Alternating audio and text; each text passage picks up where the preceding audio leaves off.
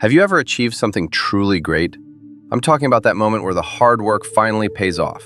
You got the promotion you've been chasing for a year. You landed the deal that everyone said was impossible. You hit a fitness goal that seemed unreachable. Or you finally reached a financial milestone that changes your life. In that moment of triumph, your heart is racing, and you're filled with a natural, human surge of pride. But then, a strange thing happens. Your very next instinct isn't to shout it from the rooftops. Instead, a quiet voice in the back of your head whispers, "Don't tell anyone." Why is that? It's not because you're insecure. It's not because you're ungrateful or shy. It's because you know, from bitter experience, exactly what happens when you do. You share your good news with a friend, someone you truly care about. They say the word, "Congratulations," but you feel the air in the room turn cold. Their smile doesn't reach their eyes. Their tone is just a fraction of a semitone off. The conversation ends abruptly, and afterward, they start acting different, colder, more distant. Suddenly, they're too busy when you reach out. Or worse, they start subtly undermining you, making little passive-aggressive comments, finding ways to diminish what you've built. "Must be nice," they say. "I guess some people just get lucky." Or the classic, "Well, we'll see how long that lasts."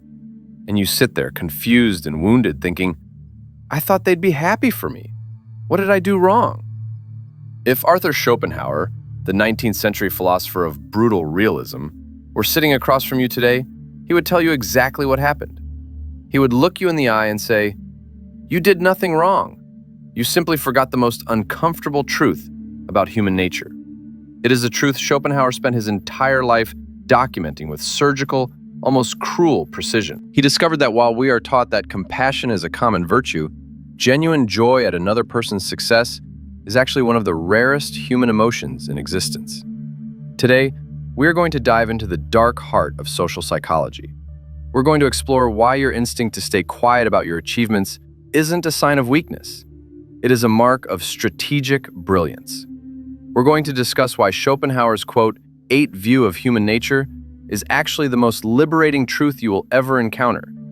Because once you stop expecting the world to celebrate your success, you stop being hurt when they don't. The mirror of inadequacy. Think back to the last time you shared genuinely good news. You thought sharing would create closeness. You thought it would be a bridge. Instead, it became a wall. This is the phenomenon Schopenhauer identified as the mirror of inadequacy. He found that human beings are wired at a deep, unconscious level to experience the success of others as a personal failure. It's not necessarily conscious malice. Your friend doesn't wake up and decide to be a villain. It's an automatic psychological response. When you achieve something, their brain doesn't process the thought, "My friend succeeded, and that is a net positive for the world." No, their brain processes, "They succeeded, and I didn't. What does that say about me? Why am I still here while they are over there?" Your success becomes a mirror reflecting their perceived lack, their stagnation, and their own unfulfilled potential. And nobody, absolutely nobody, likes what they see in that mirror. So they do the only thing they can to stop the pain. They distance themselves from the mirror. They distance themselves from you. Schopenhauer wrote, "We feel pleasure in exact proportion to the pain we have escaped." But the inverse is also true. We feel pain in exact proportion to the pleasure others experience that we do not. Your promotion reminds them they didn't get one. Your healthy relationship reminds them they are lonely. Your achievement reminds them of their own laziness. You aren't bragging. You aren't trying to make them feel bad. But by simply existing as a successful version of yourself, you are inadvertently causing them psychological pain. Intelligent people recognize this pattern early. They realize that the price of validation is often the death of the friendship. So they choose the friendship. They choose silence. Compassion is learned. Envy is automatic. Arthur Schopenhauer had every reason to be an optimist. He was born into immense wealth, had an elite education, and had access to the greatest minds in Europe. But his observations destroyed his illusions. He watched the _13_ society of his time and saw a boiling cauldron of resentment beneath the surface. He famously noted, quote 14, think about the weight of that sentence. Compassion, the ability to truly feel for another, requires moral effort. It is a, quote, 15 brain function. It must be learned, cultivated, and practiced. It is rare. But envy? Envy is the factory setting. It is automatic. It is universal. You don't have to teach a child to feel envy when another child gets a better toy. It happens instinctively. This isn't because people are, quote, 16. It's because we are biological machines designed for social comparison. Our brains are constantly running a background program asking, where do I rank? Am I winning or losing? In the primitive world, ranking was survival. If your neighbor got more food, you were more likely to starve. Our modern brains still haven't caught up to the fact that success is not a zero-sum game. Schopenhauer went even further, identifying the most, quote, 18 human emotion, Schadenfreude, joy at the misfortune of others. He observed that people feel significantly better when they hear about your struggles than when they hear about your victories. Your struggles are relatable. They make people feel safe. They make them feel better about their own messy lives. But your success is a threat to the hierarchy. This is why, when you are at your lowest, people flock to, quote, 19 you. They offer advice, they offer pity, they offer warmth. But the moment you rise above them, the moment you truly succeed beyond their level, the support evaporates. The warmth turns to ice. They liked you better when you were struggling because when you were struggling, you weren't a threat. Proximity and the sting of similarity. Here's the most painful part of Schopenhauer's theory. The people most likely to resent you are the ones closest to you. It's rarely the stranger on the street. It's your friends, your siblings, your colleagues. Why? Because envy operates through proximity and similarity. You don't envy a billionaire you've never met. You don't feel threatened by an Olympic gold medalist if you aren't an athlete. The gap is too wide for comparison. But when someone who is, quote, 20, someone who went to the same school, works the same job, or grew up in the same house, achieves something exceptional, the sting is unbearable. It proves that the, quote, 21 wasn't about opportunity. It was about execution. Schopenhauer wrote, "For one man to excel another in rank gives the latter a sense of degradation. In their mind, your rise is their fall. If you are a writer and your best friend lands a massive book deal, they want to be happy for you. They really do. But every time they look at you, they see the book they haven't written.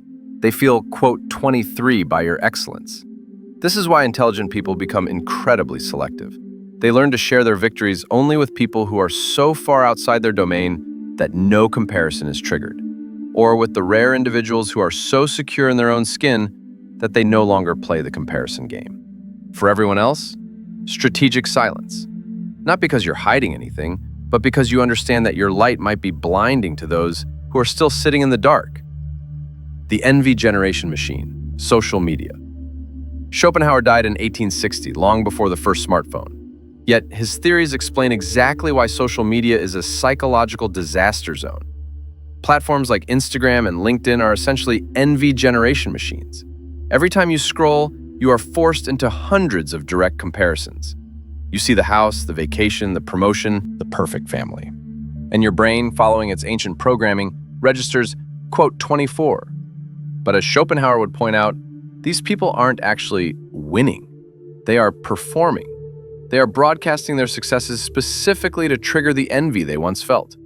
It is a cycle of resentment disguised as connection. Have you noticed that after you post a major achievement on social media, you don't actually feel more, quote, 26 to your friends? You feel a hollow, performative buzz.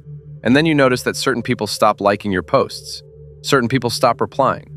You have made visible what should have stayed hidden, and you have triggered envy in everyone for whom your success highlights their lack. Intelligent people are beginning to realize this. They are leaving the, quote, 27 life. They are posting less. They are becoming, quote, 28. They have realized that the less people know about your success, the less power they have to resent you for it. Privacy is the ultimate protection against the, quote, 29 of the masses. The trap of humble bragging. Because we know that overt bragging is social suicide, we've developed a modern workaround, the humble brag. Quote 31. We think that by framing our achievement as a, quote 32 or quote 33, we can avoid the envy response. But Schopenhauer would tell you that this is a fatal mistake. People aren't stupid. They see through the performance immediately. In fact, humble bragging often makes the envy worse. Why? Because now they aren't just envious of your success, they are annoyed by your pretense. You are succeeding and pretending you're not, which feels manipulative and dishonest. You are essentially saying, it adds insult to injury. Intelligent people eventually abandon this entirely. They realize there is no way to announce success to a crowd. Bragging triggers resentment. Humble bragging triggers resentment plus annoyance. The only winning move is to not play. You let your achievements speak for themselves to the people who need to know, your mentors, your partners, your clients. And to everyone else, you remain a mystery. The Schopenhauer test. Who can you tell? Does this mean you are destined to a life of complete isolation? Schopenhauer wasn't advocating for a cave in the mountains. He was advocating for discernment. He believed you can share your joy, but only with people who meet very specific criteria. 1. The secure mentor. This is someone who is already so far ahead of you that your success doesn't threaten their status. A mentor who has already made their millions or built their legacy can celebrate your first, quote, 36, because it doesn't challenge their rank. They are secure in their accomplishment. 2. The different domain. Share your career wins with your artist friends. Share your artistic wins with your tech friends. If there is no overlap in your goals, the comparison program in the brain doesn't trigger as easily. Your success doesn't highlight their failure because you aren't even in the same race. 3. The transcendent ego. These are the rarest humans on Earth. These are people who have done enough internal work, through philosophy, meditation, or deep self-reflection, that they have actually transcended the need for comparison. They see your success as an independent event, not a reflection of themselves. Schopenhauer warned that these people are incredibly rare. Most people you think are in this category are actually just better at hiding their envy. The liberation of pessimism. This all sounds very dark, doesn't it? But here's the secret. Schopenhauer's brutal pessimism is actually the key to a happy life. When you accept that envy is a universal human constant, you stop being surprised by it. You stop being hurt when a friend goes quiet after your good news. You realize it's not a personal betrayal, it's just a biological program running in their head. It takes the sting out of their coldness. More importantly, it liberates you from the need for external validation. You achieve something significant, and instead of looking outward for applause, which you now know will only trigger resentment, you look inward for satisfaction. Did you do the work? Are you proud of what you've built? Does this move you closer to the person you want to become? If the answer is yes, that is enough. You don't need your friends to throw a party. You don't need your family to understand the complexity of your deal. You don't need, quote, 41 from strangers. You find a quiet, indestructible confidence in the work itself. You learn to, quote, 42 in a way that is dignified and private. You protect your relationships by not forcing your friends to look in the mirror of your success. You protect yourself by not painting a target on your back. The work speaks for itself. Schopenhauer lived this philosophy to the letter.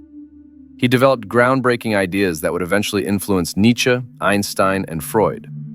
But for decades, he worked in near total isolation. He avoided the quote, 43 where everyone was busy promoting themselves and seeking recognition. He kept his head down. He let his work speak. And you know what happened? The people who spent their lives seeking validation, bragging about their minor papers, and triggering envy in their colleagues are entirely forgotten. But Schopenhauer's ideas survived. They spread. They changed the world. Real success doesn't need an announcement. It doesn't need a press release. It proves itself over time through the weight of its own reality. The people who truly understand what you've built will find out. You don't need to tell them. The work speaks louder than any broadcast ever could. Conclusion: the challenge. So here's my challenge to you. The next time you hit a major goal, the next time you land that deal or reach that milestone, resist the urge to share it. Don't post it. Don't text your group chat. Don't even mention it in casual conversation. Instead, sit with that satisfaction privately for 24 hours. Feel the weight of your own achievement without the, quote, 44 of other people's opinions. Let the satisfaction come from the inside out, rather than the outside in. Tell that one person on your _, quote, _45 _. the mentor or the friend in a different field who can actually handle the news. But for everyone else, stay strategically invisible. You will find that you feel more secure, more genuinely proud, and strangely more powerful. Because when your success isn't dependent on the approval of others, it can never be taken away by their resentment. You aren't being paranoid. You aren't being a misanthrope. You are being perceptive. You are recognizing a pattern that most people are too afraid to acknowledge. You are protecting your peace. You are protecting your relationships. And you are walking the path of the prince that Schopenhauer described. Someone who is a master of their own internal world. If this resonates with you, if you felt that cold shift in a room after sharing good news, don't feel guilty for noticing it. You've simply discovered what one of history's greatest minds spent his life documenting. Envy is universal, compassion is rare, and silence is the only fortress that can protect your success from the weight of human nature. Anyway, if you've learned this lesson the hard way, leave a comment below. Just write, "I learned to stay silent." It's not a boast. It's a recognition between those of us who have seen the pattern and decided to play a different game. Stay quiet. Stay successful. Stay sovereign. Until next time.